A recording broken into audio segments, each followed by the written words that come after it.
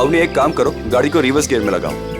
हाँ लेकिन मुझे डर लग रहा है, पता नहीं गाड़ी कहीं इधर उधर चली गई तो। कुछ नहीं होगा, जैसा मैं बोलता हूँ वैसा करती जाओ। ओके, एक काम करो, गाड़ी को रिवर्स गियर में लगाओ और धीरे धीरे क्लच दबाओ और धीरे धीरे एक्सीलेटर छोड़ो, बस। अवनी बेटा, हम सिखा देते हैं तुम्हें गाड़ी चलाना।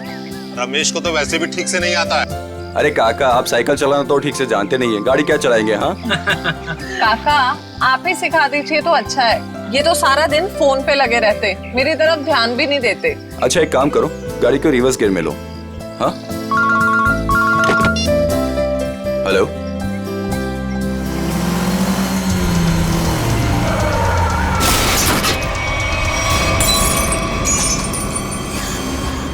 अवनी ये तुमने क्या कर दिया? हाँ बदबू कहां से आ रही है?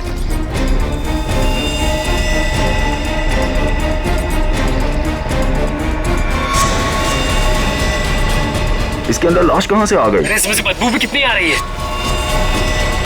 हे भगवान, इन्होंने तो लाश देख ली।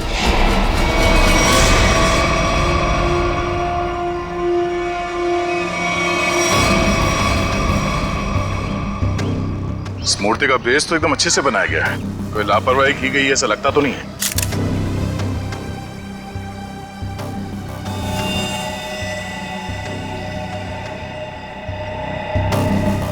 मगर इस मूर्ति में इसको रखा क्यों होगा?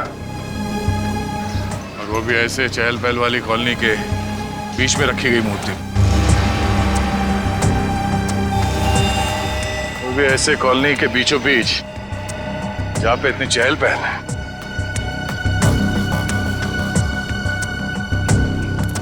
सर कॉलोनी के लोग काफी घबराए हुए हैं, किसी को नहीं पता है लाश किसके। और सर इस कॉलोनी से कोई गायब भी नहीं हुआ है। चलो देखते हैं। आप लोग प्लीज इन बच्चों को अंदर घर भेज दीजिएगा, ये सब देखना सुनना इनके लिए अच्छा नहीं। प्लीज बच्चों घर जाके खेलो, जाओ। माँ, आजोबा की मूर्ति में क्या था और उससे इतनी बदबू क्यों आ रही थी? घर आके बताती हूँ। बच्चों मम्मी की बात सुनना चाहिए। हाँ जाओ घर के अंदर जाओ। आपके बच्चे ने कहा कि ये मूर्ति उनके दादाजी की? जी, मेरे पिताजी की मूर्ति थी, सुमित प्रकाश नाम था उनका। उनकी मूर्ति क्यों बनवाई थी? मेरे पति एक इंजीनियर और साइंटिस्ट थे। सूखे इलाकों के लिए उन्होंने एक नई सिंचाई पद्धति का आविष्कार किया था। इसी से खुश होकर गवर्नमेंट ने उन्हें ये जमीन दान में दी थी। और सुमित जी इतने महान थे कि उन्होंने वो जमीन कॉलोनी को दान कर दी थी और हमने उसी जमीन पर ये बच्चों के लिए ये पार्क बनवा दिया। इसीलिए हमने उनके सम्मान में इस पार्क में उनकी मूर्ति लगवाई। देखिए ऐसा लगता है कि किसी ने हाल में इस लाश को मूर्ति में छिपाया है। हाँ कुछ महीनों पहले। आप लोग बता सकते हैं कि मूर्ति यहाँ कब लगाई गई थी? क्योंकि शायद लाश को उसी वक्त अंदर रखा गया था। ये क्या कह रहे हैं सर? ऐसा हो ही नहीं सकता। सुमित जी जिस साल गुजर गए उसी साल ये मूर्ति वहां लगवाई गई थी। कम से कम 39 साल हो गए। 39 साल पहले? तो ये हो सकता है कि जब हाल फिलहाल में मूर्ति बदली गई हो या फिर इसकी मरम्मत की गई हो तब ये लाश इसमें डाल दी गई हो।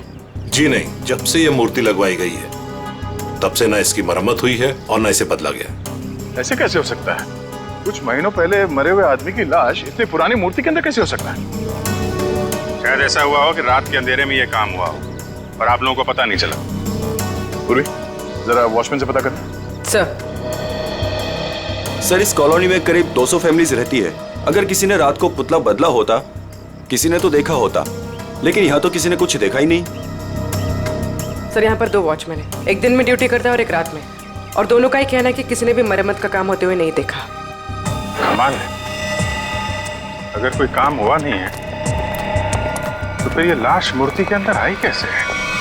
सचिन 39 साल पहले ब्रॉन्ज की मूर्ति खड़ी की गई हो, तब से लेकर आज तक ना किसी ने उसकी मरम्मत की ना उस मूर्ति को बदल दिया। हाँ सर, 1976 की बात है सर। हाँ, और आज उस ब्रॉन्ज के पुतले के अंदर मिलती है एक लाश और कॉलोनी के 40 लोग कहते हैं कि उन्होंने कुछ देखा तक नहीं। कैसे हो सकता है? मूर्ति के अंदर लाश?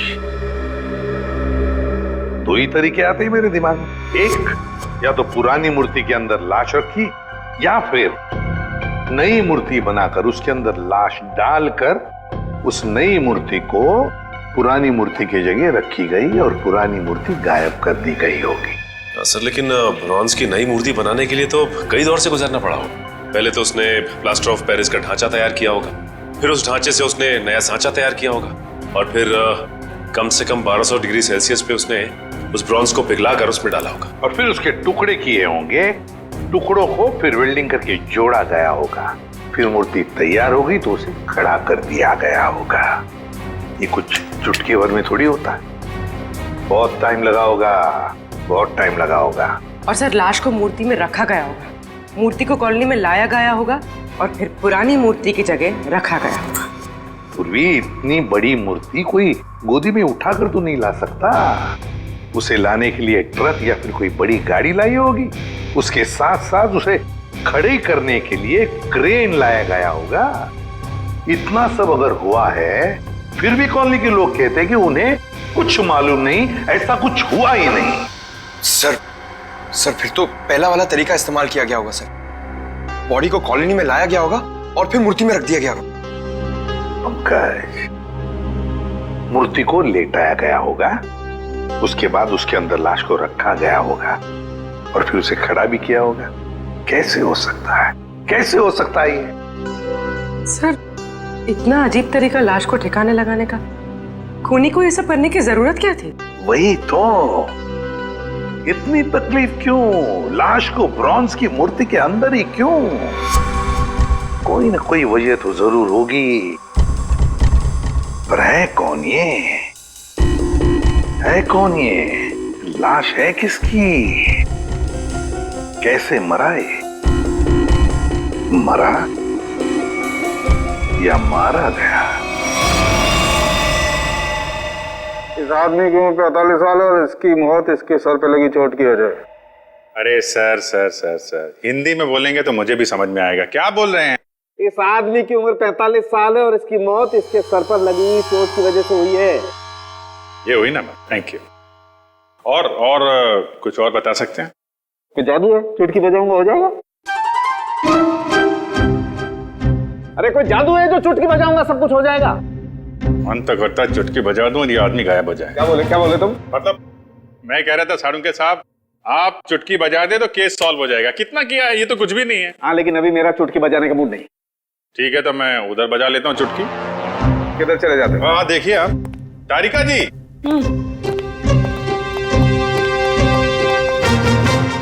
कुछ मिला आईडी वाईडी आपको?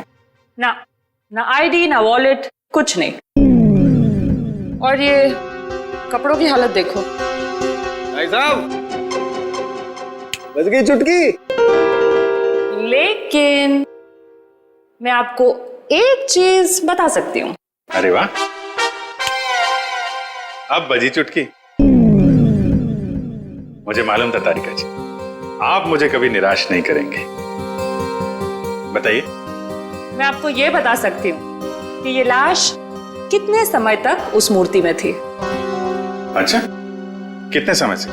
ये लाश ब्रॉन्ज की मूर्ति में बंद थी, वातावरण के प्रभाव में आए बिना। कुछ टेस्ट के बाद ये पता चला है कि 2 महीने से ये लाश उस मूर्ति में बंद थी। ओह, मतलब इस आदमी का खून 2 महीने पहले हुआ है? लगता तो ऐसा ही है। लेकिन सर, किसी ने इस लाश को देखा किसी ने उस मूर्ति में रखते हुए? कॉलोनी वाले बता रहे थे कि मूर्ति 39 साल पुरानी है। डॉक्टर साहब आप ये बता सकते हैं ये मूर्ति नई है या पुरानी है? ये मूर्ति 39 साल पुरानी नहीं है, नई है। ओह, मतलब इस मूर्ति को वहां पे ट्रक में लाया गया होगा। किसी ने ट्रक को देखा कैसे नहीं? मुझे नहीं पता। सालू के साहब, किसी ने उस क्रेन को कैसे नहीं देखा जिसके जरिए उस मूर्ति को अपनी जगह पे रखा गया? मुझे नहीं पता। सालू के साहब, उस मूर्ति में वेल्डिंग कब और कैसे की गई?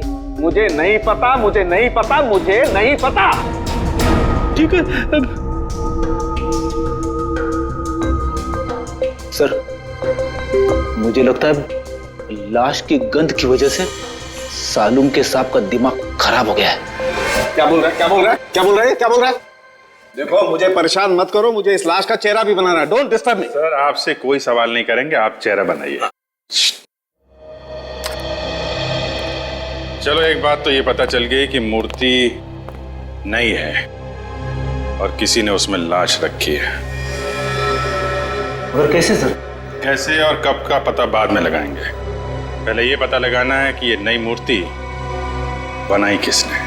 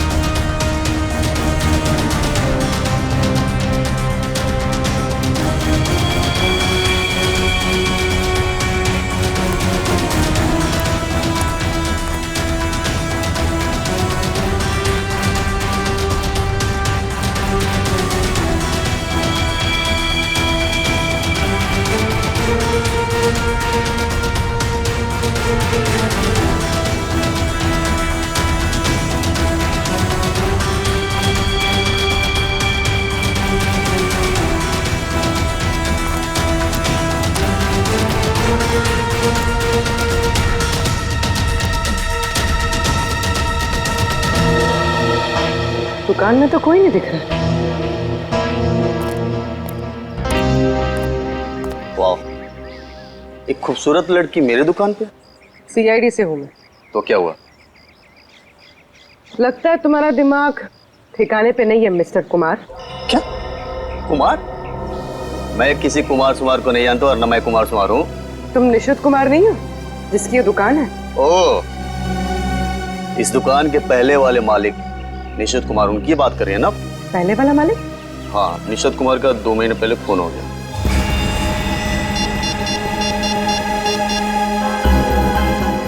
Hello, Abhijit sir.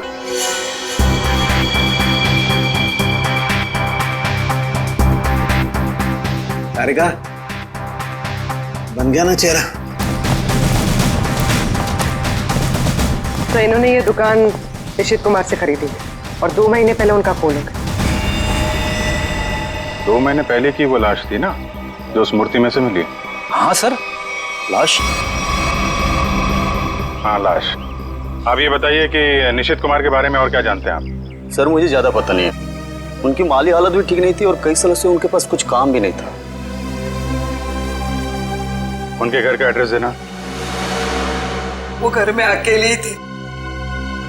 जब मैं बाहर से आई तो देखा चोरों ने उनका गला काट दिया था। शायद मैं यहाँ होती तो उनको बचा सकती थी सर। हम आपकी तकलीफ समझ सकते हैं अर्चना जी, पर क्या आप बता सकती हैं कि क्या क्या चोरी हुआ था? कुछ नहीं,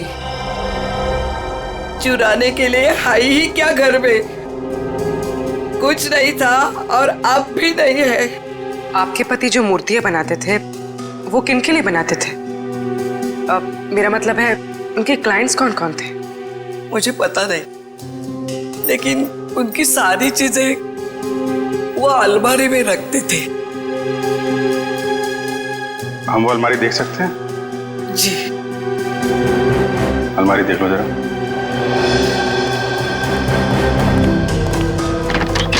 अर्चना जी, ऐसा भी हो सकता है कि ये चोरी का मामला ना हो। मैं समझे नहीं सर कुछ।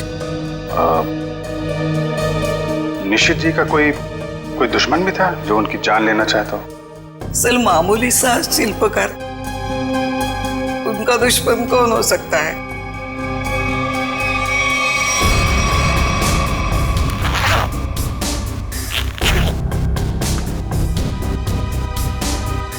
सर, हाँ बेट, इस फाइल में मूर्तियों की बहुत सारी न्यूज़पेपर कटिंग है सर। वो जो सारी मूर्ति बनाते थे ना, उसका सारा रिकॉर्ड इसी फाइल में रखते थे। और सर ये देखिए। तो ये मामला है, सुमित जी की मूर्ति भी इन्होंने बनाई थी 1976 में। अर्चना जी, मूर्ति बनाने वाले अक्सर अपनी बनाई हुई मूर्तियों का एक ढांचा अपने पास रखते हैं कि अगर मूर्ति टूट फूट जाए तो दोबारा बना सके। निशित जी भी ऐसा करते थे क्या? हाँ हाँ, उसके वो सारे ढांचे पिछले बाजू रखते थे। हम वो जगह देखना चाहेंगे।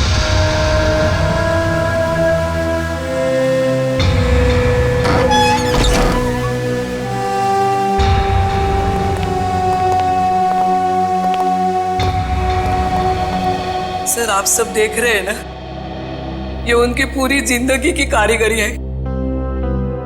उन्होंने जितनी भी मूर्तियां बनाई थी, उन सबका एक एक ढांचा यहाँ है।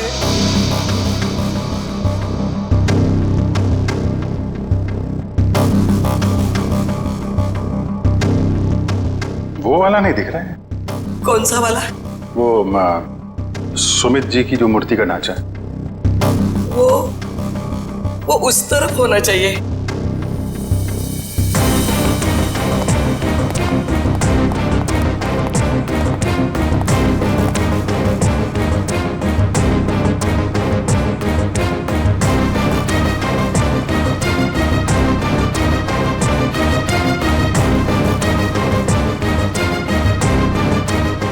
आप क्या देख रहे हैं? ये मिट्टी देख रहे हो? यहाँ पे कोई ढांचा था जो अब नहीं है। अर्चना जी, हाँ, वो सुमित कुमार जी की मूर्ति का ढांचा यहीं पे था? हाँ, यही था। ले गए।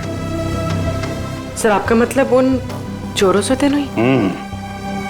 सुमित कुमार जी की मूर्ति का ढांचा चोर चुरा के ले गए। निशित जी का खून इस ढांचे की वजह से हुआ है। लेकिन सर, सुमित जी की मूर्ति का ढांचा चुरा के चोर क्या करेंगे? उस ढांचे की मदद से सुमित जी की नई मूर्ति बनाई गई और उस लाश को उसमें डाल दिया गया। लेकिन सर, हमें कैसे पता चलेगा वो लाश किसकी है? साड़ू के साहब लगे हैं ना लाश का चेहरा बनाने में। एक बार चेहरा बन जाए, सारी कहानी सामने आ जाएगी। हाँ डॉक्टर साहब, बन गया चेहरा?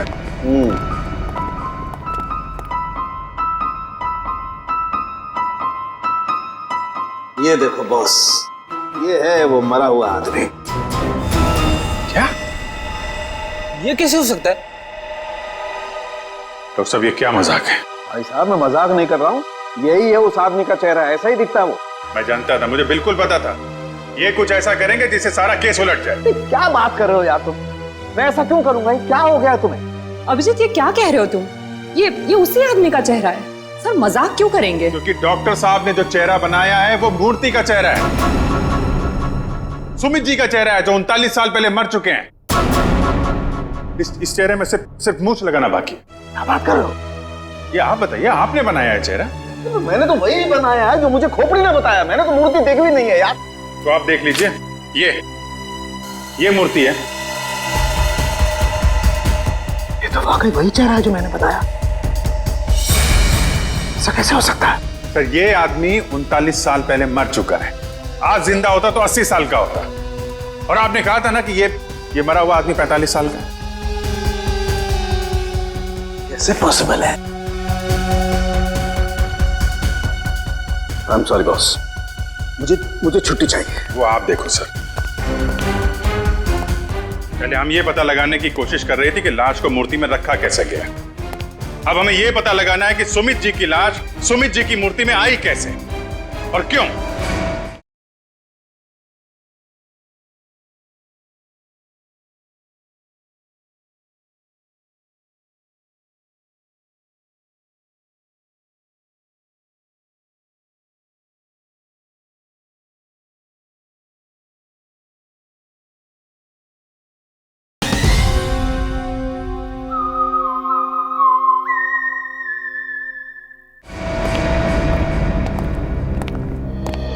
सर कुछ पता चला उस लाश के बारे में? देखिए उसी के बारे में हम लोग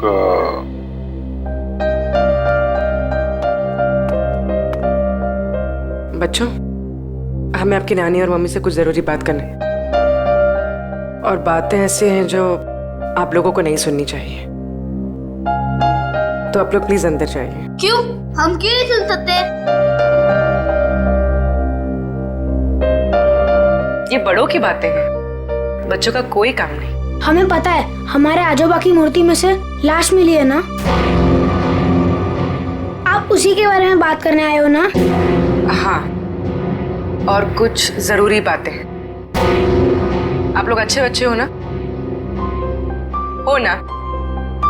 प्लीज अंदर जाओ।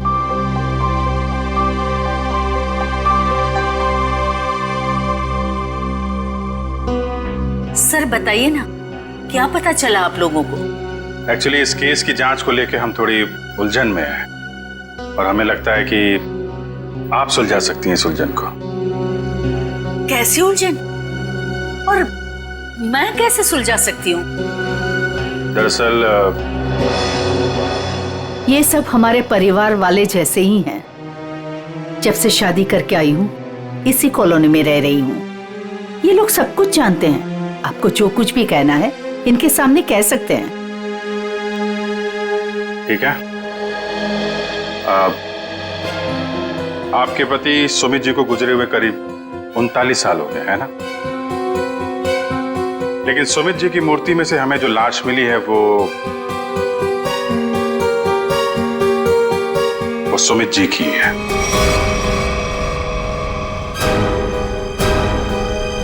ये कैसे हो सकता है? ऐसा ही हुआ है।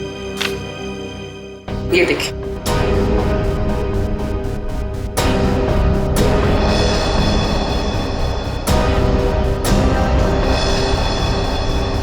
इतने यकीन के साथ आप ये कैसे कह सकते हैं? हाँ, ये हो ही नहीं सकता। जरूर कुछ भूल हुई है आप लोगों से। कोई भूल नहीं। ये एक साइंटिफिक मेथड है जिसमें लाश की खोपड़ी का चेहरा बनाया गया है और यही चेहरा बना है सुमित जी का। लेकिन मेरे पिताजी की लाश कैसे आ सकती है?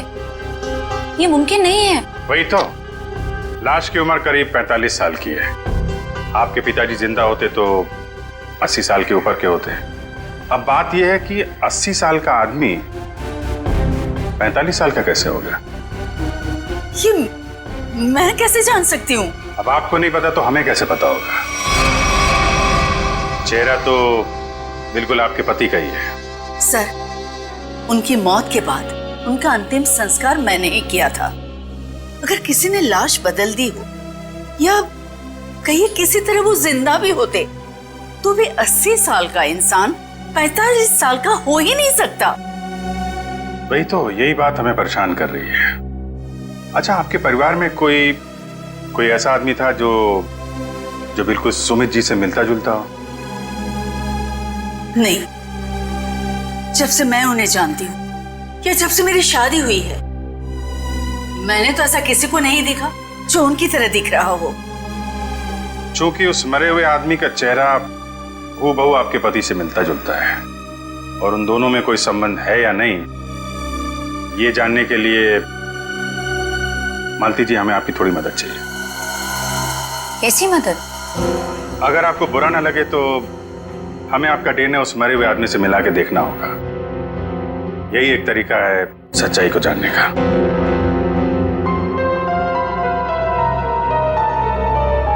ठीक है, मैं तैयार हूँ, क्योंकि हम भी इस सवाल का जवाब चाहते हैं।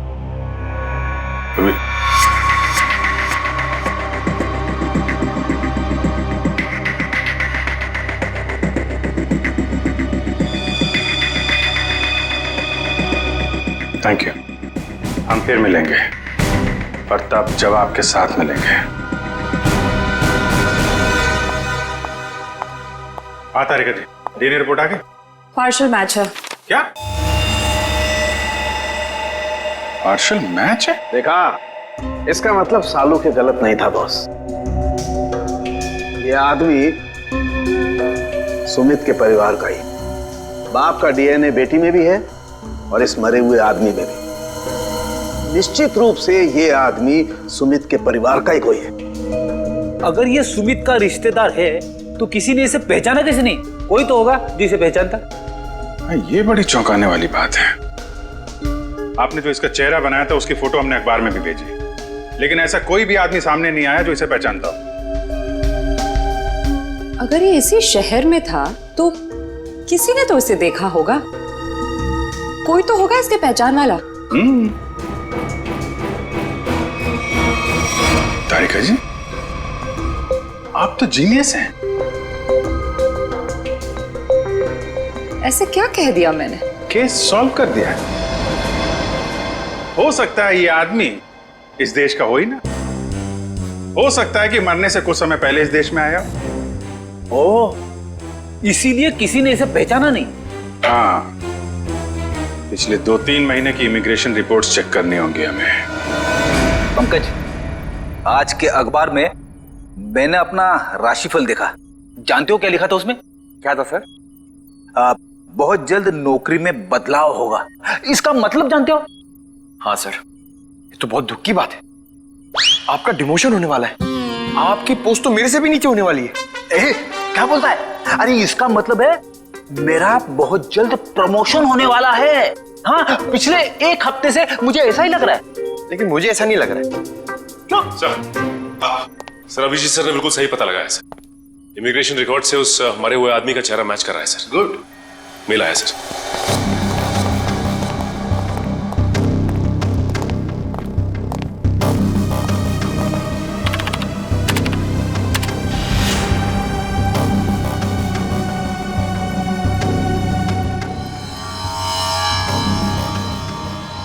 सचिन, ये तो बिल्कुल सुमित जैसे ही दिखता है।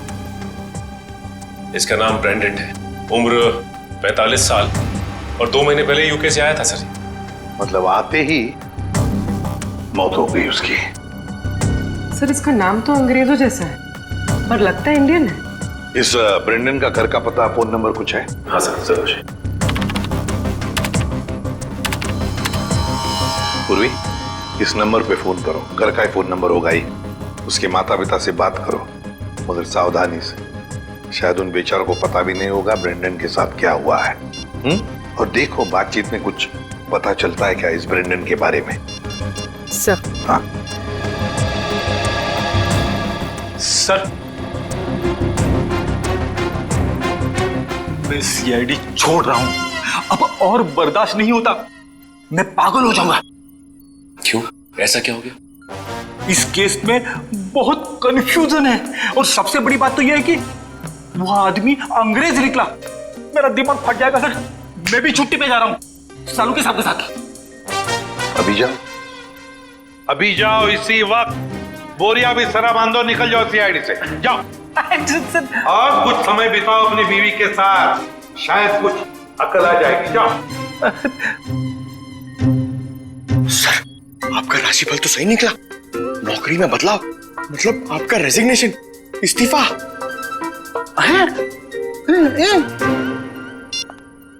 सर। हाँ पूर्वी, बात हो गई? हाँ सर, एक और चौंकाने वाली बात पता चली। क्या? सर, ये ब्रेंडन सुमित का बेटा था। ब्रेंडन सुमित का बेटा है? वो कैसे? उसकी पहली शादी से। सुमित ने बियाट्रिस नाम की एक अंग्रेज औरत से 1970 में शादी की थी। बेटे को जन्म देते हुए वो औरत मर गई। बीवी की मौत के बाद उसका दिल टूट गया और वो अपने इस बेटे को लेकर इंडिया वापस आना चाहता था, लेकिन उसकी बीवी के घर वालों ने बच्चे को आने नहीं दी। इसलिए बच्चे को नाना नानी के पास छोड़कर वो इंडिया आ गया। और इंडिया में आने के बाद उसने अर्चना से शादी की और अपनी पिछली जिंदगी मिटा दी, किसी को कुछ भी नहीं बताया। और इसीलिए सुमित के इस बेटे ब्रेंडन के बारे में यहाँ पे किसी को भी कुछ पता नहीं था। Yes sir. हाँ, लेकिन ये ब्रेंडन इंडिया आया क्यों? क्यों आया ये? सर, अपने नाना नानी की मौत के बाद उसे अपने पिता के बारे में पता चला, तो अपने पिता के परिवार वालों के बारे में जानने के लिए वो इंडिया आया था। कोई आदमी अपने परिवार के बारे में जानने के लिए इंडिया आता है और यहाँ पर उसका खून हो जाता है। नहीं नहीं नहीं नहीं, ये कोई और ही चक्कर है। सर, अब इस ब्रेंडन के खूनी तक हम कैसे पहुंचेंगे? शुरू से शुरू करके। सॉरी सर, आपका मतलब क्या था? एयरपोर्ट से पंकज, एयरपोर्ट से।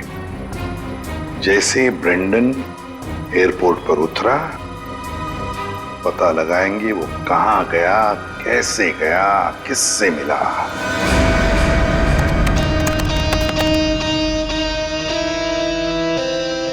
सर, ये फुटेज एयरपोर्ट के अराइवल गेट की है सर, जब ब्रेंडन इमिग्रेशन से बाहर निकल चुका था।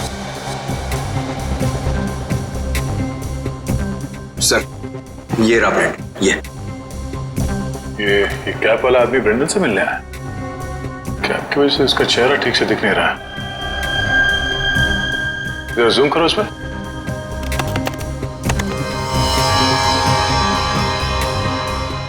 ऐसा लगता है कि जानबूझकर ये आदमी अपना चेहरा छुपा रहा है। ये चाहता नहीं है कि उसका चेहरा कैमरे पे कैप्चर हो। आगे बढ़ो। सर, ये दोनों तो पार्किंग की तरफ गए। इसका मतलब इस कैप वाले आदमी की गाड़ी पार्किंग में है। एक काम करो, इन दोनों के बाहर निकलने से आधे घंटे तक जितनी भी गाड़ियां एयरपोर्ट के पार्किंग लॉट से बाहर निकली है, उन सब के डिटेल्स निकालो। पता चल जाएगा इस कैप वाले की कौन सी गाड़ी है। सर, वो आदमी ब्रेंडन को जब एयरपोर्ट की पार्किंग में लेके गया, उसके आधे घंटे बाद तक ये सारी गाड़ियां बाहर जाती रही सर। बस वे ठीक है, एक एक को फोन करो और पता लगाओ किस पैसेंजर को इन्होंने एयरपोर्ट से पिकअप किया और कहां जाके छोड़ा।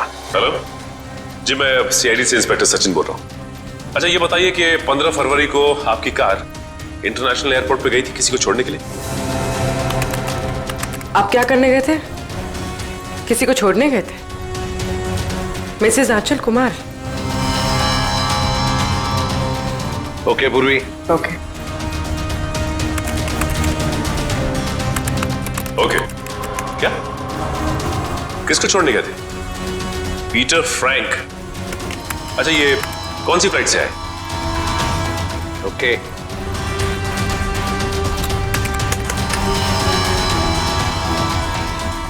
मिस्टर डिसिल्वा,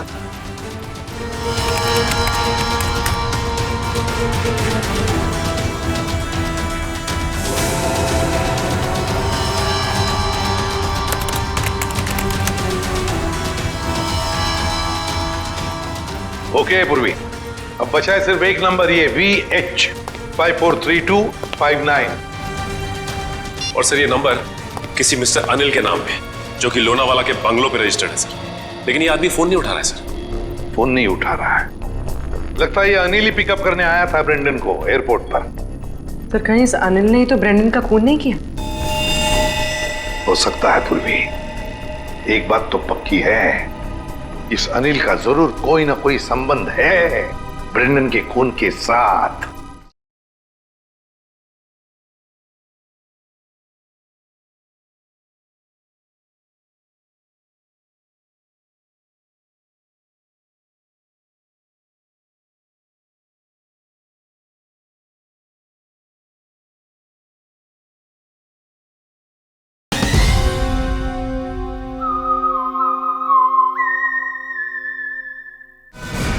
सरकार के रजिस्ट्रेशन के हिसाब से अनिल जी का घर यही है। काफी पैसे वाला लगता है ये अनिल जी। इतना बड़ा बंगला, वो कार। लेकिन इस अनिल जी को ब्रेंडन से क्या काम पड़ गया? सर, मुझे तो लगता है कि इस ब्रेंडन को इंडिया में कोई जानता ही नहीं होगा। ब्रेंडन को इंडिया में कोई जानता नहीं था तो ये अनिल एयरपोर्ट क्यों गया था उन्हें लेने? उसके बाद ये ब्रेंडन गायब कहाँ हो गया? कोई दरवाजा खोल क्यों नहीं रहा है? जी, कौन है आप लोग और क्या चाहिए? आपके मालिक अनिल जी से मिलना है। कहाँ है वो? वो नहीं है। आप क्यों पूछ रहे साहब? देखिए, बेमतलब परेशान मत करिए, नहीं तो अभी पुलिस को फोन कर देंगे। हम लोग सीआईडी से हैं। सीआईडी? सीआईडी कहाँ से?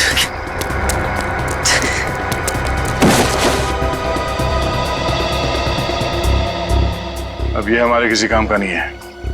लगता है अनिल जी उसी तरफ है जिस तरफ ये भाग रहा है। चलो देखते हैं। हट, हट।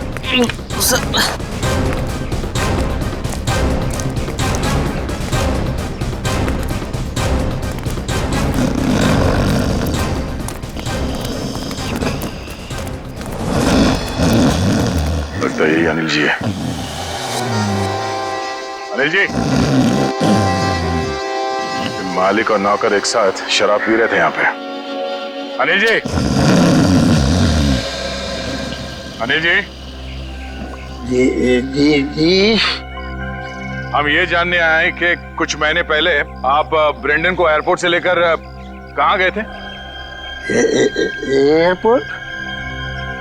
ब्रेंडन? मैं कुछ नहीं समझ पा रहा यार, क्या बोल रहे हो तुम? हम ये कह रहे हैं कि ब्रेंडन को लेके आप एयरपोर्ट से आए थे और ये हमने सीसीटीवी फुटेज में देखा है।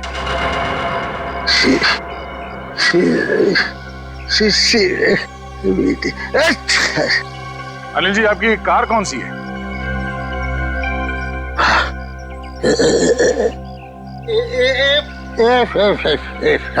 सच्चाई तो ये है कि ना तो ये बंगला आपका है और ना ही वो कार।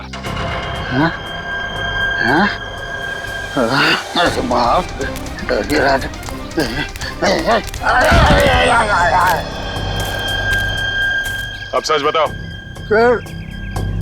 सर मैं कुछ नहीं जानता सर मैं तो एक मामूली सा वॉचमैन हूँ सर। वॉचमैन, मेरा मालिक है ना, मालिक, उसने अपना बंगला और कार मेरे नाम पर कर दिया सर। ये मेरा कुछ भी नहीं है सर। तो फिर किसका है? सर मैं कैसे बोलूं सर, मेरी जान चली जाएगी सर। देखो, तुम चिंता मत करो, कुछ नहीं होगा तुम्हें। सिर्फ ये बताओ, किसने कहा था तुम्हें ये सब करने के लिए? क्या बात है, आप लोगों ने हमें यहाँ क्यों बुलाया? कुछ पता चला क्या? हाँ, एक चौंकाने वाली कहानी। ये कहानी हम आप लोगों को भी सुनाते हैं। इस कहानी को हम वहां से शुरू करते हैं जब सुमित जी को सरकार ने जमीन दान दिया था।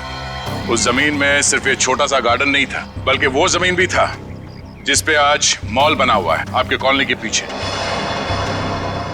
लेकिन इस बात का पता हमें क्यों नहीं चला? क्योंकि आप लोगों से पहले कुछ और लोगों को पता चल गया। उन्हें यह भी पता चल गया कि सुमित जी अपनी पूरी जमीन को बच्चों के पार्क के लिए दान करना चाहते हैं, पर यह बात उन्हें अच्छा नहीं लगा। उन्होंने सुमित जी को रोकना चाहा।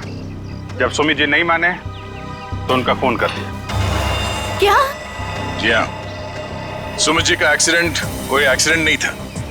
इसकी प्लानिंग की थी उन लोगों ने, और उन लोगों ने जमीन का एक छोटा सा हिस्सा आपके कॉलोनी को दिया और बाकी बिल्डर्स को बेच दिए। वो मॉल जहां पे खड़ा है वो जमीन। बिल्डर से मिले पैसे से ऐश कर रहे हैं वो लोग। उनके पास देश विदेश में बहुत सारे घर हैं, बंगलो हैं, ढेर सारी गाड़ियां हैं, और ये बात किसी को नहीं पता, उनके दोस्तों और परिवार वालों को भी नहीं। और सुमित जी का बेटा ब्रेंडन जब अपने परिवार वालों से मिलने इंडिया आया तो उसे भी मार दिया गया। क्यों, ये हमें मालूम नहीं। और फिर बेटे की लाश को पिता के मूर्ति में छुपा दिया। अब ये कैसे किया है, ये हम जानना चाहते हैं। लेकिन वो कौन लोग हैं? यही हैं वो लोग। सच तो ये इसी कॉलोनी में रह रहे हैं, धोखे और खून से कमाए हुए पैसों पर ऐश कर रहे हैं, लेकिन हम उन्हें जानते हैं।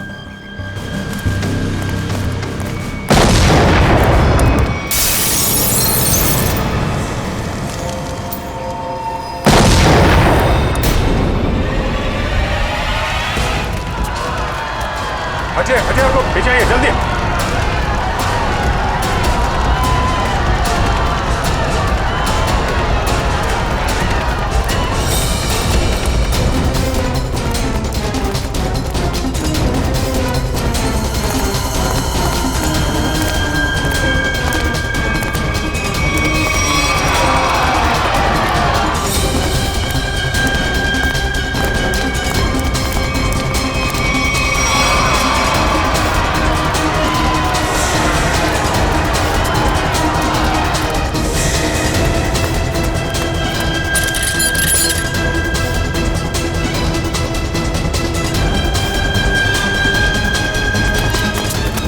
अरे आनंद, आनंद संभालना यार। अरे अरे क्या हो रहा है ये?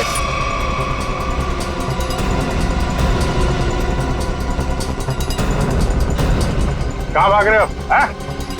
अरे सर उतारिए हम लोगों को। सर मर जाएंगे हम। सर नीचे उतारिए सर। हमने तो तुम दोनों का नाम भी नहीं लिया था। हाँ, मगर तुम लोग के लोनावले वाले बंगले पे गए थे हम लोग। नीचे उतारिए ना।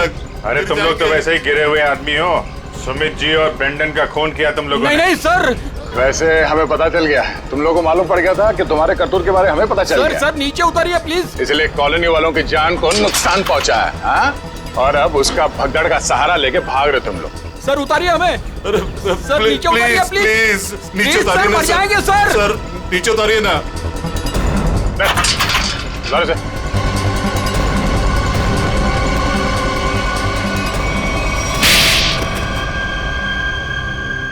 लेकिन वो तो आपके दोस्त थे, फिर आपने उनको क्यों मार दिया? क्योंकि इनके लिए पैसा दोस्ती से ज्यादा मायने रखता है। लेकिन ब्रेंडन को क्यों मारा? सर एक्चुअली हम उसे मारना नहीं चाहते थे। हम उसे एयरपोर्ट से सीधा हमारे खाली पड़े हुए फ्लैट पे लेके गए।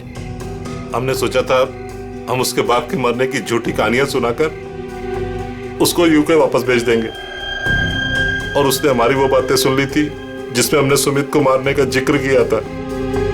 इसके लिए उसको मारा सर। लेकिन उसकी लाश मूर्ति में क्यों छुपाई? हम नहीं चाहते थे कि उसकी लाश किसी भी हालत में सीआईडी को मिले। अगर हम उसे जलाते, दफनाते या किसी तालाब झील में उसकी लाश छोड़ देते तो एक न एक दिन तो लाश मिल ही जाती ना। फिर तो हम पकड़े जाते। इसलिए हमने उसकी लाश सुमित की मूर्ति के अंदर डाल दी थी ताकि कोई ढूंढ ना सके। इसीलिए तुम लोगों ने निशित को मार दिया और उसके गोडाउन से सुमित जी के पुतले का ढांचा को चुरा लिया और नई मूर्ति बनाई, हाँ? लेकिन तुम लोगों ने मूर्ति जब बदली तो कॉलोनी वालों को कैसे नहीं पता चला? वो सर, हमने एक दिन पूरे कॉलोनी वालों को रात के खाने की दावत दी थी और हमने उनके खाने में नींद की गोलियां डाल दी थी। अच्छा, जब सारी कॉलोनी सो गई तो पुरानी मूर्ति की जगह नई मूर्ति रख दी। अगर अवनी अपने कार से उस मूर्ति को ठोकर नहीं मारती तो इनके काले कारनामों से पर्दा नहीं हटता। लेकिन सच्चाई में एक ताकत होती है जो कभी छुपती नहीं, और जुर्म में भी वही कमजोरी होती है, वो भी कभी छुपती नहीं। इन्हें हमारे हवाले कर दीजिए, इन्हें सजा अब हम देंगे। हाँ सर, इन्होंने हमें धोखा दिया है, ये हमारे गुनहगार है। नहीं सर, हमें अरेस्ट कर दो, ये लोग मार डालेंगे। हमें अरेस्ट कर लीजिए सर। तुम्हें सजा देने का हक अगर हमारे हाथ में होता तो हम तुम्हें इनके हवाले कर देते। हमारे हाथ बंधे हुए हैं, वरना निखिल, पंकज ले जाओ इन्हें।